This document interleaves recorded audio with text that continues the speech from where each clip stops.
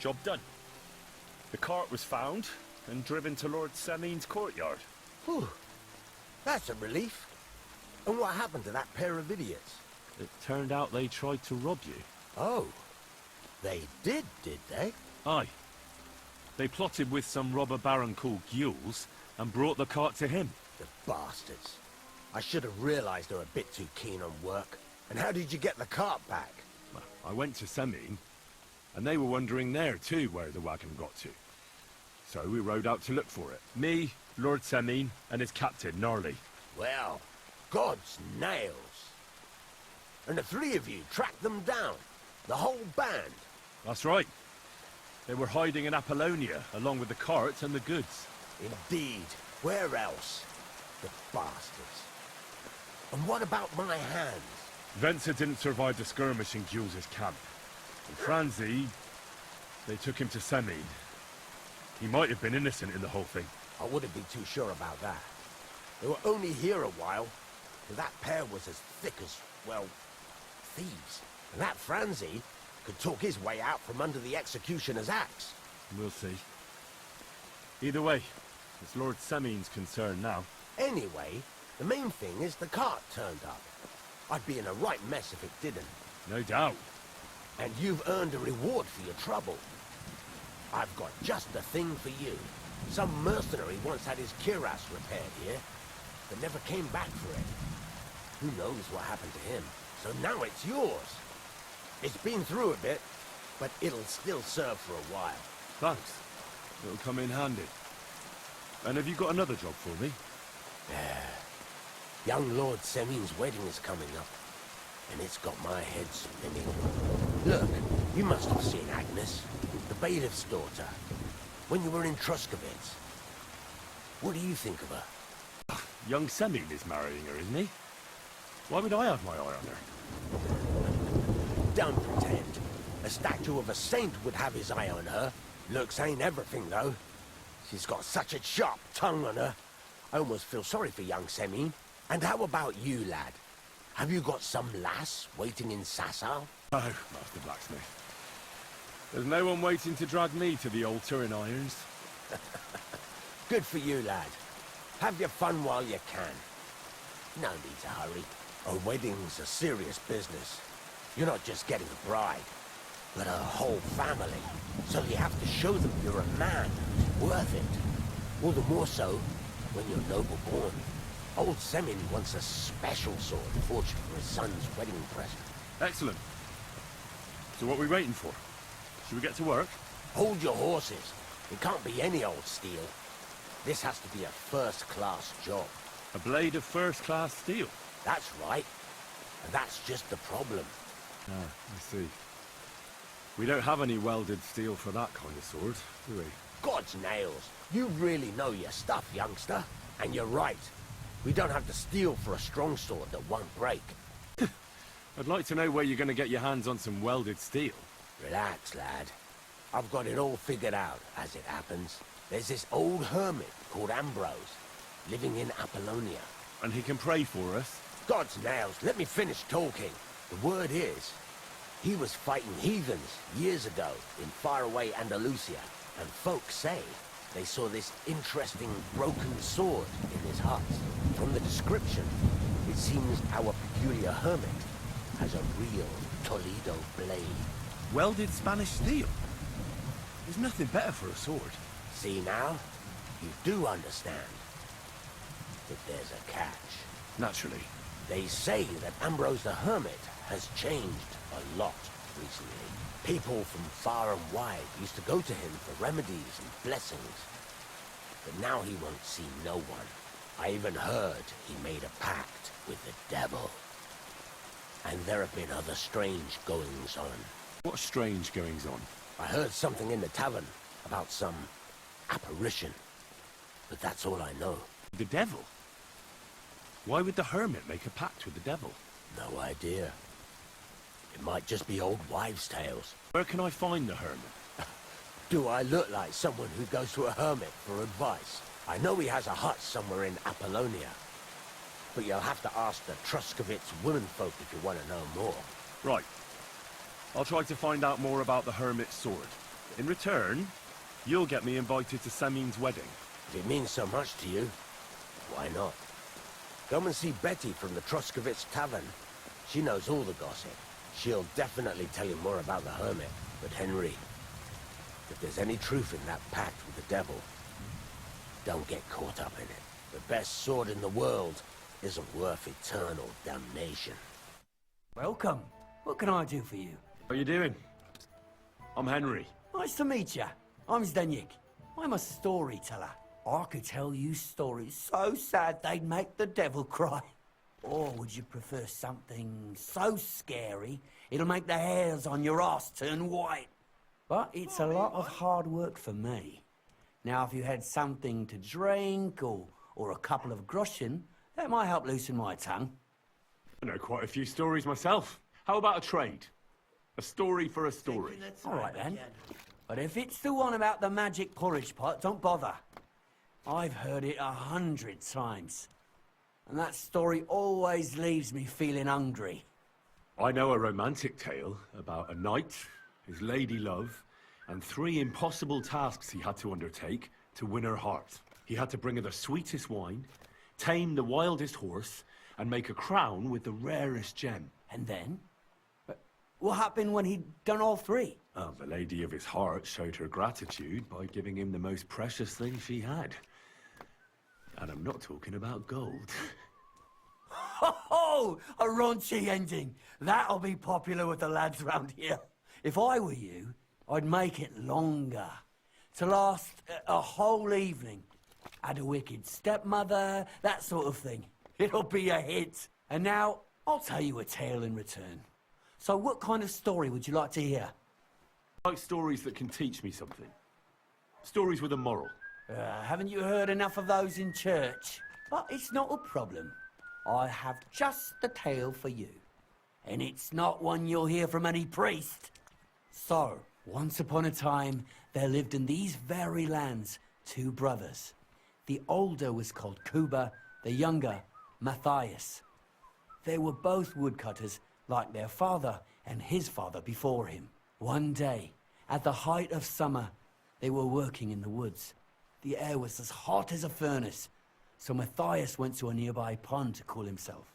But as he was leaning over the cold water, there was a loud splash. His axe had got loose from his belt. In haste, he began to search the muddy bed of the pond, and his hands soon touched something hard and heavy. He pulled it out and could not believe his eyes. He pulled out an axe. Yes, but not his old one. It was an axe made of pure silver. Good God. I'd grab that without a second thought. Maybe you would, but Matthias would never. He was an honest man, and with a big swing he threw the silver axe back. He searched the pond again, and this time he pulled out his own axe. Nothing but dull iron and old wood. I reckon that was the right choice. Who knows who the silver axe belonged to? Well, quite. Listen on. Matthias was just about to leave when suddenly a water goblin came out of the pond, silver axe in his hands, and he said, "You're a righteous man, Matthias, and for your honesty, you may keep both axes." Matthias, not hanging around for the goblin to change his mind, took up both axes, gave us thanks, and ran to tell Kuba all about it. Kuba, however, was not best pleased with his little brother's fortune. He deeply envied Matthias for his newfound wealth. So, he set out to try the same thing. He ran as fast as his legs could carry him straight to the pond, threw his own axe in, and began a pretend search for it. Yet Kuba had no luck. He pulled out the axe he'd thrown in himself. So he tried again. Tricked by sunlight, he grabbed something shiny, only to pull out his old iron axe again. Enraged, he hurled his axe back into the water and yelled, "Fuck this axe! I want a silver one!" But the water goblin heard his shameful cry and was greatly upset by Kuba's greed. So, when Kuba reached down into the water for a 3rd time, the water goblin seized his hand, pulled him down a hole to the dark depths, and drowned him. All was as it should have been. It was Kuba's fault. I don't think so. It seems Matthias didn't either. He went to the water goblin and begged for his brother's body so he could take him home and bury him. But the path back from the pond led over a steep hill, and carrying the weight of the waterlogged body exhausted Matthias. He stopped to rest by an old oak tree, and he used a silver axe to cut off a branch that would serve as a walking stick. But it wasn't enough. Somehow, it was still getting harder to continue up the hill. Then Matthias realized it wasn't his brother's body that was weighing him down. It was the silver axe. The axe was the cause of all this trouble. So he started bashing the silver axe against the big stone with all his might, trying to destroy it. Yet no matter what, he couldn't even make a dent. With the last of his strength, Matthias climbed to the top of the hill. He knew he could go no further, so he found a pretty spot with a view over the valley and dug his brother a grave. There, he buried both his brother and the silver axe that had brought such pain upon them. His final act was to stick the oak branch in the ground by the grave. But lo and behold, the branch grew green leaves and became a tree. The locals have had no dealings with the water goblin since then, but some have had the bad luck to bump into him. And when you walk by the pier, where it all happened, you can still hear his chuckling. It was a very nice story. Story? What story? It's the truth. Why hasn't anyone gone looking for the axe then? Because it brings misfortune. Didn't you listen to me at all? Look for yourself if you wish. Rock Tower Pond isn't far from here. The Water Goblin's pier is somewhere among the reeds. But leave me out of it. I'm fine here with my drink. What would you like? What's new around here? Vostotek. Lord von Beregov's huntsman is a regular here. He might have some work for you. He's got a cottage near Vidlak Pond. So if you know your way around the woods, you could go and offer him your help. I hope he hasn't started drinking somewhere else. He's my best customer. I'm working on a little practical joke myself. We have this little dispute with the Gelievites. You might be interested. And that's all I'd say. Sounds interesting. Thank you, innkeeper. Having problems with the Gelievites? Not just me, my friend. They're the biggest bastards around. They've been nothing but trouble for years. The winter before last, they piled snow in front of everyone's doors at night, so no one could get out of their house. And last year, they broke into my cellar and pissed in my beer barrel. Gracious. I hope you got your aim back on them. Not yet, no.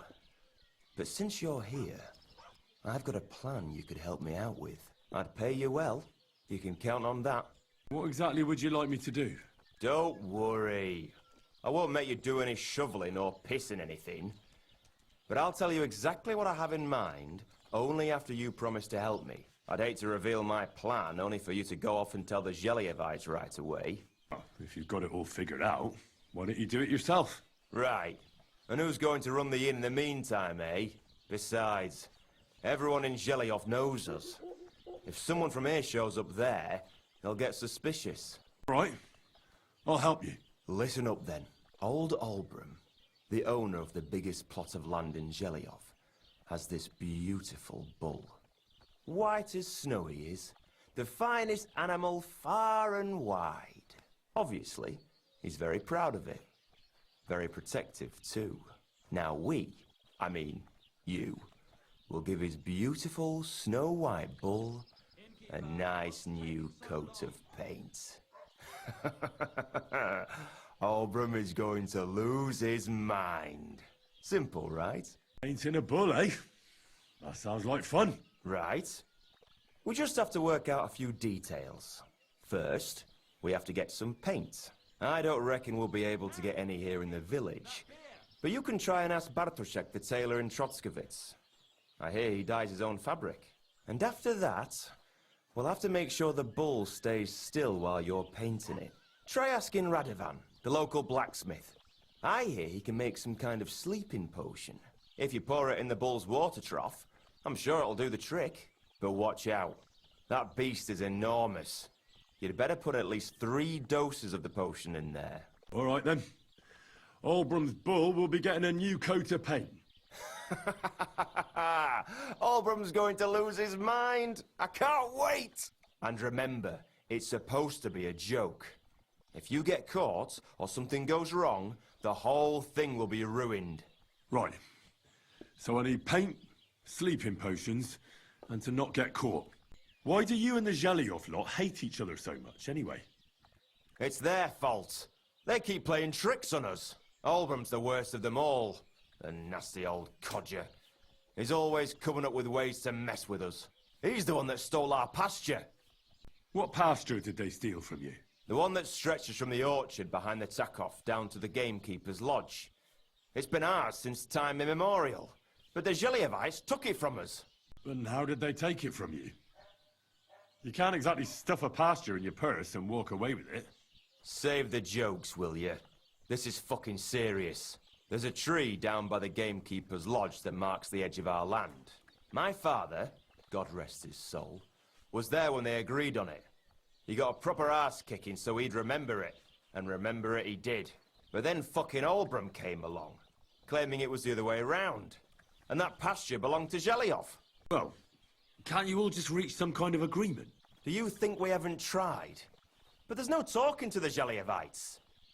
Year after year we meet in that pasture. I tell it like it was, but Albram always starts spewing his lies. Then we end up arguing until the sun sets. And when the Zhelyevites are at wit's end, they come at us. And nothing ever gets solved. We managed to convince them to at least give us back half the pasture. But I know the whole bloody thing belongs to us. We can't just leave things like this. And how did they take it from you? You can't exactly stuff a pasture in your purse and walk away with it. Save the jokes, will you? This is fucking serious. There's a tree down by the gamekeeper's lodge that marks the edge of our land. My father, God rest his soul, was there when they agreed on it. He got a proper ass-kicking so he'd remember it. And remember it he did. But then fucking Albram came along, claiming it was the other way around. And that pasture belonged to Zhelyov. Oh, that's a tough nut to crack. You tried asking Lord von Burgov for help? Of course, but he'd have none of it. He said it's up to the Trotskovitz bailiff to sort it out. But the bailiff couldn't care less. He said we should deal with Albram ourselves, or he'll have us caned and clapped in the pillory. Need something that'll put animals to sleep. Prochek said you might know something. Did you get tired of blacksmithing and take up farming instead? I just happen to know of something. I used a concoction that will put even a startled mare to sleep in no time. I once accidentally drank some and slept for 3 days. But the recipe is an old blacksmith's secret. The kind you don't just give away. You're in the trade, so I can tell you. Listen up then. You take some poppy and thistle and boil them in oil. Then, after it cools off, you add a little herb Paris. That doesn't sound too complicated. Thank you. God be with you. I need some advice. You want some advice? Here's some. If you ever fight here again, I'll drag you out by the ear myself. Got that? Me? I made an effort. It was capon. Aye, birds of a feather. Even in the pillory you were like a pair of turtle doves together. Down to business. I don't have all day for you, so what do you want? I promised Radovan the blacksmith I'd go and see Ambrose the hermit in Apollonia. My God, lad, stay away from them rocks. Ambrose the hermit sold his soul to the devil and won't talk to nobody no more. Yeah, I heard that as well. But it seems a bit far-fetched. So why would an evil spirit suddenly start appearing near Apollonia? It's the devil's work, believe you me. And has anyone sent to the castle for the priest? Not at all. Bailiff Thrush is keeping it quiet so far. 4 strangers came here yesterday. They sat in the corner there, but once they heard about the apparition, they started to take a big interest. What strangers? They looked like monks, only they had daggers concealed under their robes. I saw them clearly. I'm telling you, there's something fishy going on around Ambrose. But I have to speak to him. Didn't you hear what I said? He doesn't speak to nobody. He hides away in his hut and sends everyone away. I'd think long and hard before doing anything if I was you. Because this reeks of hell. There's something else I need to know about this hermit. Ask then if you must. What do you know about this apparition? Stanislav, the herdsboy. He comes running into the village that night, all terrified, saying he'd seen a rider from hell in Apollonia. And the very next night, it appeared in the rocks below the road to Tahov. There's this conciliatory stone cross there. And the next day, it was at a funny angle. There's some devilry in it for sure. And it was the herdsboy who saw it by the cross, or someone else? The apothecary's wife, Gerda. Ask her yourself. She's not been herself ever since, poor woman. Where can I find the herdsboy? Stanislav has a sheep pen in the meadow beyond the Troskovitz graveyard, right above the big crossroads outside Apollonia. How do I get to the hermit? You're asking for trouble, lad.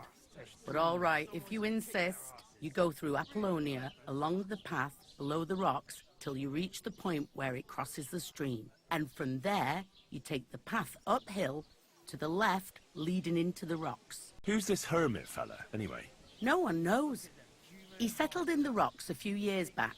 Folk used to go to him for various healing ointments or advice. And what has he got to do with this apparition? Well, he was at death's door recently, bedridden, and then suddenly he's got his health back.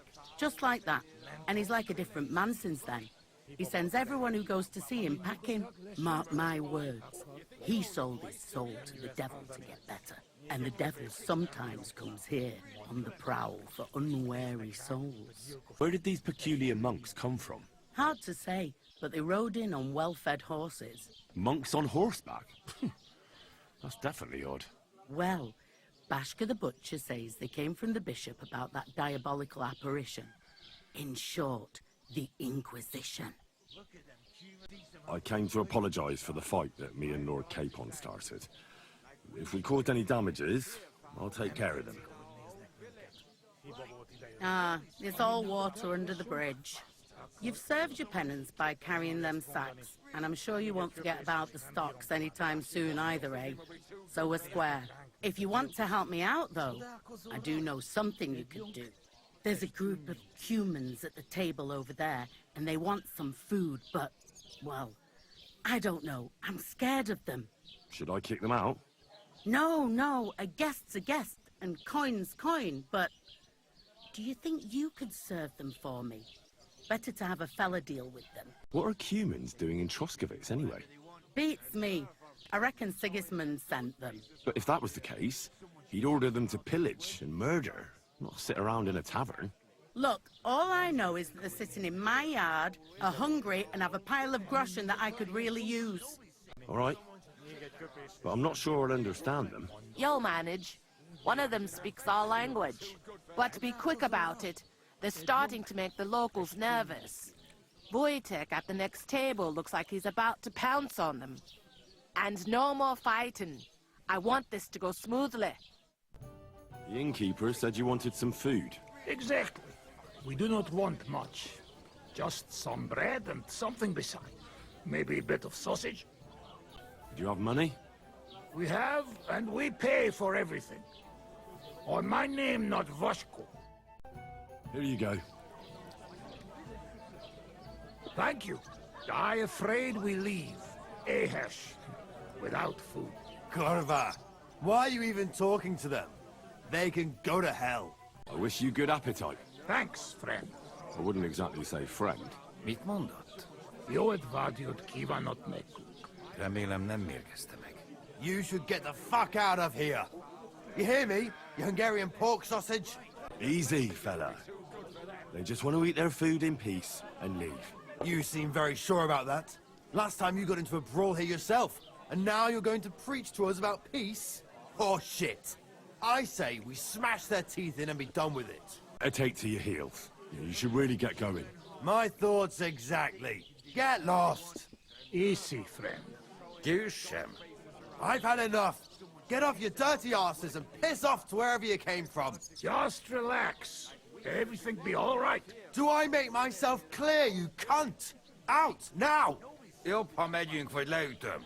All right, we go. Picture! What did you just say? Fuck that shit! Hey, where do you think you're going? Did you really just spit on me, you scum? He not mean it. He go too far. And who's gonna pay? We no eat anything. You take food back. So our food ain't the gentleman's taste, eh? Maybe they'd rather wear it on their heads instead. What about you, lad? Will you help us kick these pigs out of here? Leave them alone. You're defending those horse fuckers. Birds of a feather, eh? You don't even know who they are. You think I don't? They're fucking humans. They burn and pillage every village they come across, and you're standing up for them. You fucking traitor.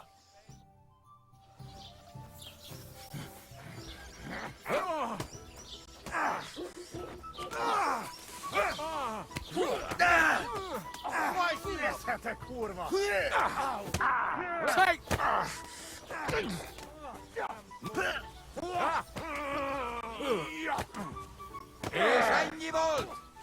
Bad! I've got my eye on you. Szép találat! The executioner's sharpening his axe. Szép találat! Yeah! Don't spit it! You mad fool. Why are you lying here? Did something happen to you? Wake up. There you go. Someone's lying here. My head. What the hell happened? Hey, where am I? What's wrong? Wake up! Jesus Christ, my head.